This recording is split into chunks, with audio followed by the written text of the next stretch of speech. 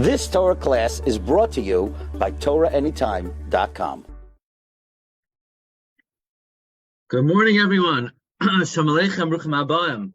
We have a big responsibility this morning.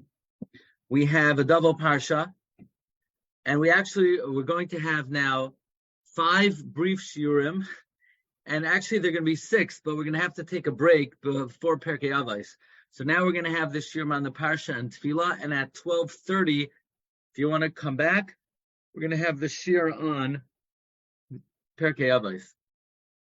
Before we begin, I would like to draw your attention to the screen. Here's the list of the Shiurim. 10:45 we have 5, and then 12:30 we have 1. If anybody wants to sign up for our weekly emails, you could sign up on our site, rabbidg.com, and you'll be apprised of all Shiurim and events and happenings. I would like to draw your attention. We have 2 upcoming Svarim in English. The Sefer Lakad Meranini we're working on in English for Art Scroll to publish in time for Hanukkah. If anybody would like to mishtatef, you could see what the Lashon HaKodesh Sefer looks like over here. Please let us know. Also, we're working on a Sefer on Lag BaOmer in English for Art Scroll. If anyone wants to be mishtatef, please let us know. Okay, so the first shiur that we're going to have this morning is the subject of Parshas Behar. And what struck me at first is Rashi's bothered, Lama Shemitah Eitzel Har Sinai. Why do we juxtapose Har Sinai to Shemitah? I would like to know, Lama Nismacha Parshas HaMekalel LeParshas Shemitah. The end of Parshas Amar spoke about the man who cursed Hashem. The beginning of Behar talks about the mitzvah of Shemitah. And what is the connection between these 2 inyanim, these 2 subjects, these 2 topics? Perhaps we could explain as follows. What was the taina of the Mekalel? What was the problem of the Mekalel? Why did he become so incensed? Why did he curse Hashem? Well, Rashi tells us he came to pitch his tent among Shevet Dan because his mother was from Dan. And they said, get lost. Your father is an Egyptian. You don't have a share in the land. You can't pitch your tent over here. He says, that's not fair. What am I supposed to do? And he says, that can't be. He questioned everything and he cursed Hashem. Immediately, perhaps, we have the mitzvah of Shemitah. What's the message of Shemitah? The message of Shemitah is the land doesn't belong to you. Every 6th year, you have to let the land remain fallow. What do you mean, let the land remain fallow? It's my land. I don't understand. I have a field. It's my ancestral field. I bought the field. Or I buy the field. I have to give it back? And Yovel, I have to give the field back? What kind of... So the pasuk says, Kili haaretz. Doesn't belong to you. Belongs to me. The lesson of Shemitah is the land belongs to God. That is the response to the Mekalel. The Mekalel said, I don't understand. Why can't I have a share in Eretz Yisrael?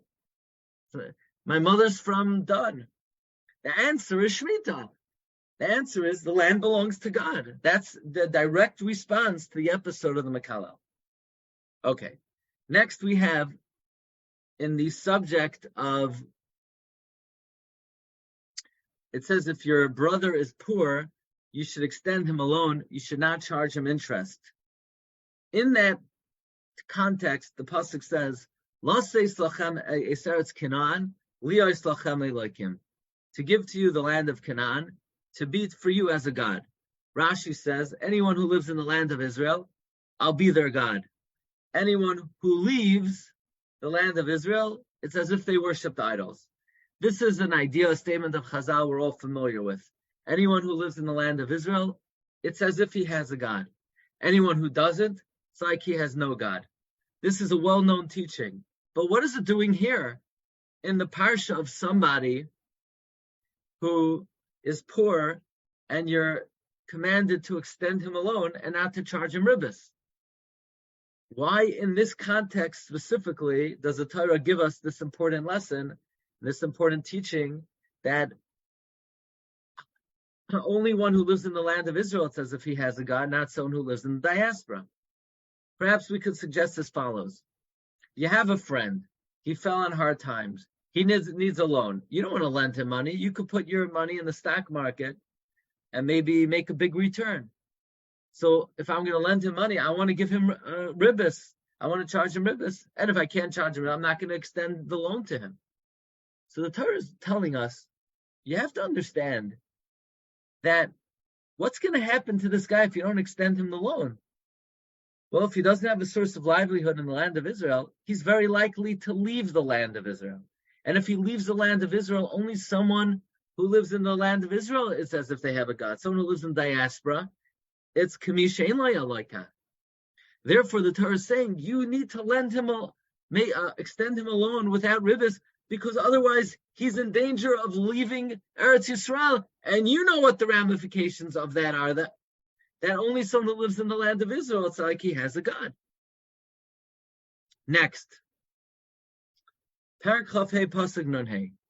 Ki li b'nei Yisrael avadim, avadaihem. Last night we had the privilege of hosting the Kalav Rebbe. So I introduced him that the visit of the Kalav Rebbe is Marumas in this week's Parsha, because it says Ki li b'nei Yisrael avadim Rashi Teva is Kalav. Okay, Kalav is with a kuf, and this is a kaf, but it's good enough. Anyway, so God says the Bnei Yisrael are my avadim, avadaihem. Rashi says avadaihem, shtori kaidem. My document precedes yours. You bought an Eved.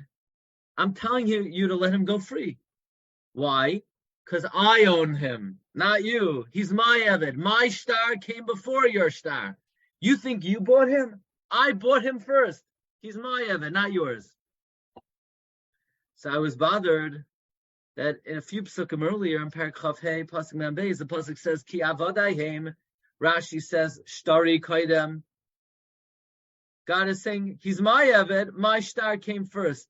So we already know this. This message was already articulated.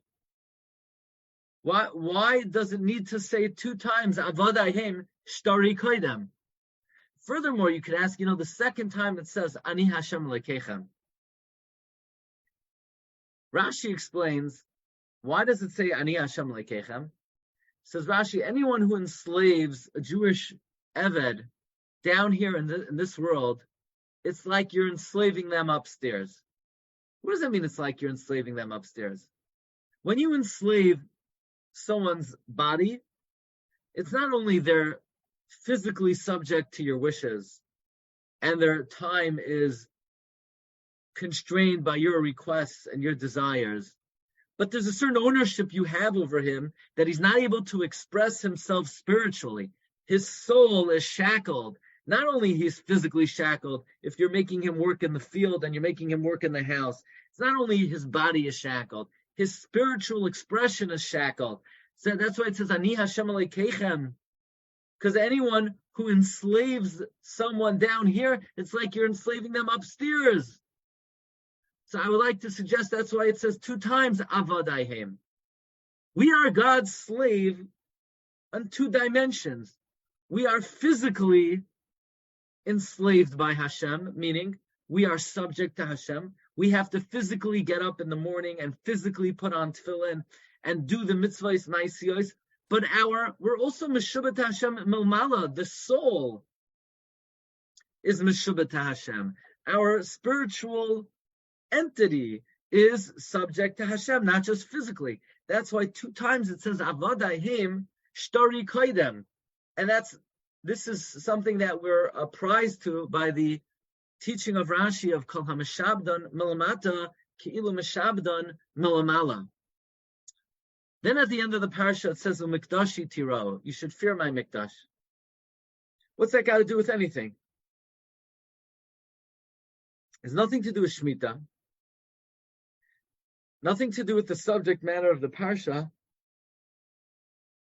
But I think the answer is just very simple.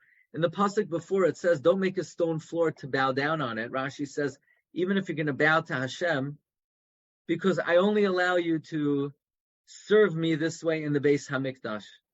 You can only bow down to Hashem b'pishut yadayim v'raglayim in the Beis Hamikdash, not elsewhere. Therefore, the Torah in the very next pasuk tells us umikdashi tiro. You know why you cannot have a stone floor outside of the mikdash? Because you need to fear my mikdash. So it's really an explanation of the previous pasuk. Okay, those are some insights on Parshas Behar.